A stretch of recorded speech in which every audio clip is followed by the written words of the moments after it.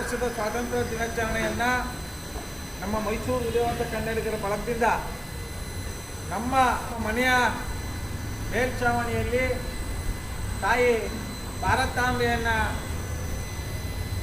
ಕಾರ್ಯಕ್ರಮವನ್ನು ಮಾಡುವುದರ ಮೂಲಕ ಈ ನಾಡಿನ ಮತದಾರ ಬಂಧುಗಳಿಗೆ ಒಂದು ಸಂದೇಶವನ್ನು ರವಾನೆ ಮಾಡಬೇಕಾಗಿದೆ. ಯಾರೂ ಸಹ ಧೈರ್ಯ ಮಾಡಿ ಅನ್ಯಾಯಗಳನ್ನ ಎದುರಿಸೋಕ್ಕೆ ಮುಂದೆ ಬರ್ತಾ ಇಲ್ಲ. ಒಳ್ಳೆಯ ಕೆಲಸ ಕಾರ್ಯಗಳನ್ನ ಸ್ವಾಗತಿಸೋಕ್ಕೆ ಮುಂದೆ ಬರ್ತಾ ಇಲ್ಲ. ಇವತ್ತು ಜನನಾಯಕರು ಸರ್ವಾನುಮತದಿಂದ ಆಯ್ಕೆಯಾಗಿ ಸಂವಿಧಾನಬದ್ಧವಾಗಿ ಆಯ್ಕೆಯಾಗಿ ಜನರ ಒಳಿತಿಗಾಗಿ, ನಾಡಿನ ಉಳಿವಿಗಾಗಿ, ಪರಿಸರ ಪ್ರಕೃತಿಗಾಗಿ ಪ್ರಾಮಾಣಿಕವಾಗಿ ಯಾರೂ ಕೆಲಸ ಮಾಡ್ತಾ ಇಲ್ಲ. ಇದು ವಿಧಾನಸೌಧ ಒಳಗಡೆ ಏನು 224 ಜನ MLAಗಳಿದ್ದಾರೆ. ಈ ಎಲ್ಲ ಜನರ ಒಳಿತಿಗಾಗಿ ನಾವು ಆಯ್ಕೆ ಮಾಡಿ ಕಳಿಸಿರ್ತಕ್ಕಂಥದ್ದು. ಡಾಕ್ಟರ್ BR ಅಂಬೇಡ್ಕರ್ ಅವರ ಸಂವಿಧಾನದ ಅಡಿಯಲ್ಲಿ ಅವ್ರನ್ನ ನಾವೇನು ನಮ್ಮ ಅಮೂಲ್ಯವಾದಂಥ ಮತವನ್ನು ಹಾಕಿ ಆಯ್ಕೆ ಮಾಡಿ ಕಳಿಸಿದ್ದೇವೆ, ಅವರೆಲ್ಲ ದಾರಿ ತಪ್ಪಿದ ಮಕ್ಕಳಾಗಿದ್ದಾರೆ. ದಾರಿ ತಪ್ಪಿದ ಮಕ್ಕಳಾಗಿ ಜನರನ್ನ ದಾರಿ ತಪ್ಪಿಸ್ತಾ ಇದ್ದಾರೆ. ಆದ್ದರಿಂದ ಜನರು ಎಚ್ಚೆತ್ಕೋಬೇಕು. ಮೊದಲನೇದಾಗಿ ಈ JCB ಪಕ್ಷಗಳನ್ನ ಸಭೆ ಬಿಟ್ಟು ಈಗ JCB ಪಕ್ಷಗಳು ಹಾಲಿ ಸಾಕು.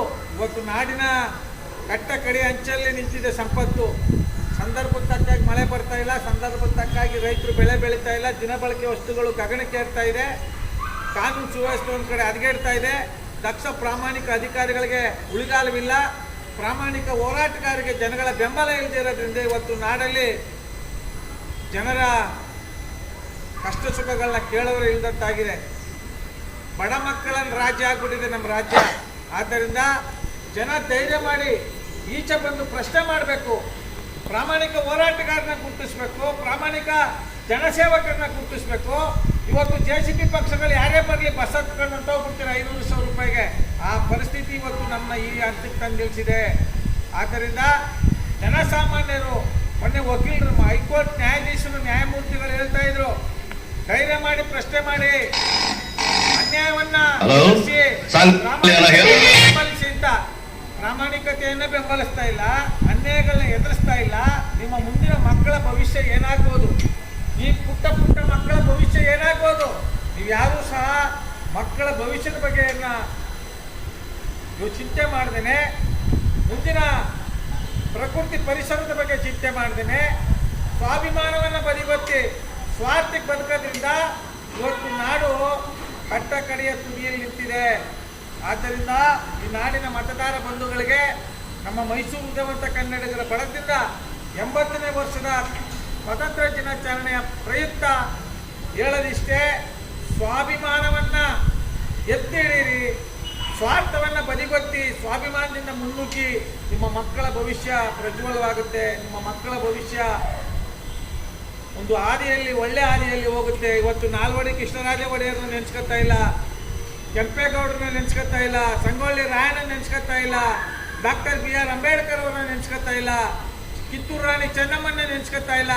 ನೀವೆಲ್ಲ ಇವತ್ತು ಸಾಮಾಜಿಕ ಜಾಲತಾಣದ ಮುಖಾಂತರ ಇವತ್ತಿನ ಯುವಕರು ಸಾಮಾಜಿಕ ಜಾಲತಾಣದ ಮುಖಾಂತರ ತುಂಬ ಹಾಳಾಗೋಗ್ತಾ ಇದ್ದಾರೆ.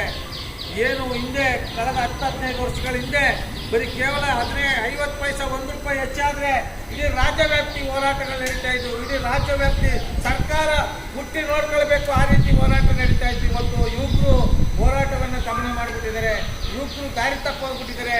JCB ಪಕ್ಷಗಳ ಕಪಿಪುಷ್ಟಿಲಿ ಯುವಕರು ಒದ್ದಾಡ್ತಾ ಇದ್ದಾರೆ. ಆದ್ದರಿಂದ ನಮ್ಮ ಮೈಸೂರು ಉದಯವಂತ ಕನ್ನಡಿಗರ ಬಳಗದಿಂದ ಈ ನಾಡಿನ ಯುವಕ ಯುವತಿಯರಿಗೆ, ಈ ನಾಡಿನ ಮತದಾರ ಬಂಧುಗಳಿಗೆ ಹೃದಯಪೂರ್ವಕವಾಗಿ ಮನವಿ ಮಾಡ್ತೇವೆ. ಧೈರ್ಯ ಮಾಡಿ ಮನೆಯಿಂದ ಈಚೆ ಬಂದು ಅನ್ಯಾಯಗಳನ್ನ ಪ್ರಶ್ನೆ ಮಾಡಿ ಒಳ್ಳೆತನವನ್ನು ಬೆಂಬಲಿಸಿ ಅಂತ 80ನೇ ವರ್ಷದ ಸ್ವಾತಂತ್ರ್ಯ ದಿನಾಚರಣೆಯ ಪ್ರಯುಕ್ತ ನನ್ನೆಲ್ಲ ಮತದಾರ ಬಂಧುಗಳಿಗೆ, ನನ್ನೆಲ್ಲ ಕನ್ನಡಾಭಿಮಾನಿಗಳಿಗೆ, ನನ್ನೆಲ್ಲ ಭಾರತಾಂಬೆಯ ಮಕ್ಕಳಿಗೆ ನಾವು ಮನವಿ ಮಾಡುವುದರ ಮೂಲಕ ಒಂದು ಸ್ವಾತಂತ್ರ್ಯ ದಿನಾಚರಣೆಯನ್ನು ಸಂಪೂರ್ಣವಾಗಿ ಸಡಗರ ಸಂಭ್ರಮದಿಂದ ಆಚರಣೆ ಮಾಡ್ತಾ ಇದ್ದೇವೆ. ಜೈ ಭಾರತಾಂಬೆಗೆ, ಜೈ ಭಾರತ ಮಾತೆಗೆ.